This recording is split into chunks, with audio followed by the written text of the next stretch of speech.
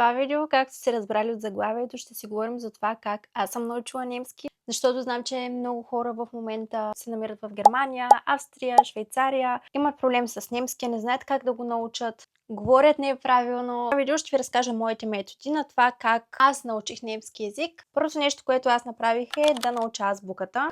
Както примерно в първи клас учиш българската азбука, така мисля, че е много логично да започнем също така и с научаването на азбуката. И тук ви говоря да я науча по този начин, като слушате песнички. Аз лично мога да си призная, че азбуката ето така ми е малко трудно да я кажа, докато на песничка ми е супер лесно да я изпея. Като цяло е хубаво да се знае какви букви в немски език съществуват. След азбуката най-уместното нещо, което направих е да науча дните от седмицата и числата. Първите 3 дни започнах да уча числата от 1 до 12. Да, знам, че някои хора ги учат дори за няколко часа, но аз не натоварвах мозъка си по този начин да уча толкова много неща на един път. За 3 дни аз си повтарях всеки ден числата от 1 до 12. Мисля, че след 12 става супер ясно, че числата всъщност стоят по много сходен начин, като драй и драйцен. Това видео ще си говорим за това как аз съм научила немския, но няма за всяка една тема да ви казвам как се учи, съответно как се учат числата, как да ги научиш по бърз начин и така нататък. Дните от седмицата също ги научих горе-долу за 2-3 дни. Разбрах, че ми е полезно, когато още втората седмица в Германия ние с баща ми тогава отивахме да си търсим жилище и хазяина на това жилище каза думата Митвох, след което аз автоматично разбрах, че имаме час за сряда. Когато схванеш една дума в изречението, тогава е много лесно ти да разбереш всъщност за какво става на въпрос. И това като цяло бяха най-логичните за мен тогава стълбички, така аз да науча немски. Като първо започнах от азбуката, след това дните от седмицата и числата. След което се насочих на това да уча поне 5 думички на ден. И тук не говорим за супер сложните думички, говорим от сорта на думички като хаус,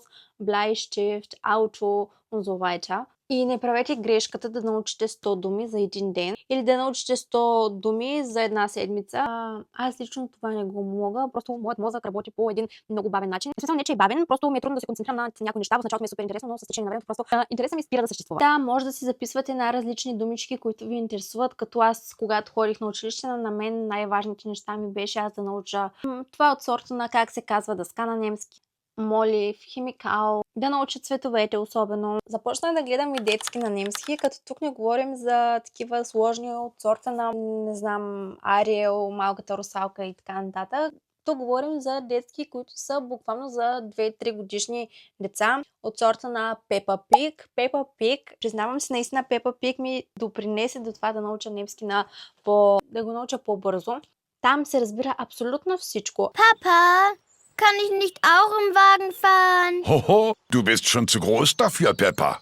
Ако ти 2 месеца учиш всеки ден по 5 думи, то просто няма как след 2 месеца да не разбереш горе-долу за какво се разказва в една серия на Пепа Пиг. Знам, че според някой това звучи като глупост, но е много логично, защото как малките деца се учат да говорят, като гледат детски, като слушат примерно двама възрастни водят диалог. И едва след като научих тези елементарни базови умения, като някои думички, дните от седмицата, азбуката, числата и така нататък, тогава реших да се отправя към граматиката. Много хора правят грешката първо да започнат да учат граматика и след това да учат думички и много хора тогава се объркват. Мен това е огромна грешка, първо да започнеш с граматика и след това да започнеш да учиш думи, но уви много хора го правят. Всеки ден, абсолютно всеки ден, след като минете тези 1-2 месеца учене на по 5 думи на ден, тогава е хубаво да преминем на следващото ниво, а именно да съчиняваме всеки ден по 10 изречения, също елементарни изречения от сорта на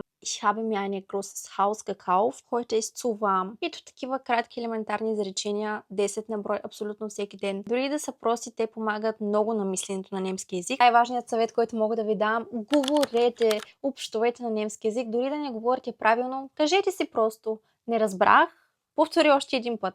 Не се притеснявайте от грешките ви, дори да не разберете какво иска да ви каже човека, го помолете да ви обясни още един път. Няма значение с ръце, с крака, с глава. Тук ще ви кажа, че аз научих немски Като започнах да говоря с хора, така научих и останалите езици, които разговарям, а именно български, руски, немски, английски. Ходих на училище, общувах си с децата тогава, но граматиката ми липсваше. Аз можех тогава да се концентрирам върху това да уча математика, човек и общество, нали, предметите, които в училище ни дават.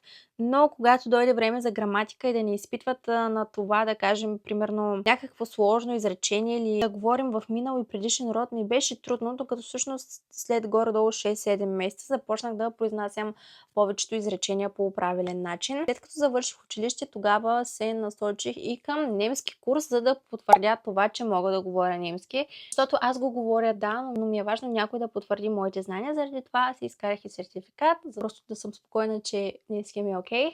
И в момента преподавам, може би като хоби и така на хора, които искат да научат базов немски от ниво А1 до B2. Освен хоби ми стана и страничен доход. Знам, че има супер много изречения и думи, които от немски на български звучат безсмислено или по-скоро от немски на български.